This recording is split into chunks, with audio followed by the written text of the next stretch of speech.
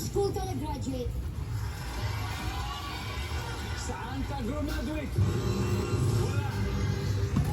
Okay. Ito, Lisa, kung mali ang sagot natin dito, mananalo siya. So you have to get it right. Tart, ano karaniwang tanong ng kamag-anak sa yung taong bagong graduate na kamag-anak nila? Tart, ano kaya? May honor ka ba?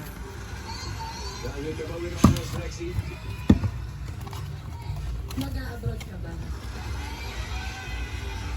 Ready? Kailan ka mag-aasawa? Christina?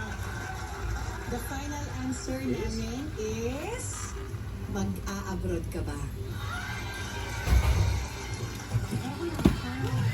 Nasaan na yung mga ibang kulay na ganito ni Auntie? Ha? Sa rep? Graduate pa kaya? Yun na nga. Kapag may basihan, tignan natin kung nandiyan mo yan. Ang sabi nila ay, mag-a-abroad ka ba? Seriously? Hindi ko nakita kayo madilim. Yung 2025 na sa rep? Yun pa rin pinapainom nyo? Tanong mo sa Kidabi. Ano to? Nata mo, madami pala. Hindi yan basta-basta si Auntie maubusan. Nang strip. Wala na to laman? Bakit ano? Oh. Saan? Ito?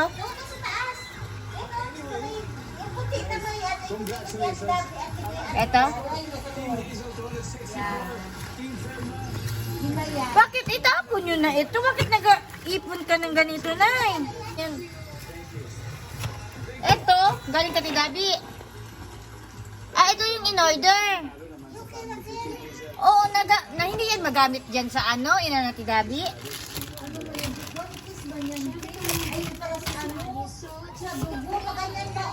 Kaya na hindi to pwede magamit pag na Ay, pero pag naubos pwede yung Katidabi yung inano niya pwede dito. Pwede yan dito.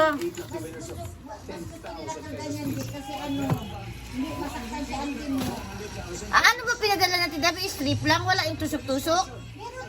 Meron din. Gusto kumain. Kahit saan. Pwede sa puso mo. Yung diaper. Nay, nagpadala ulit sa Tidabi nung para sa puwet ni Auntie.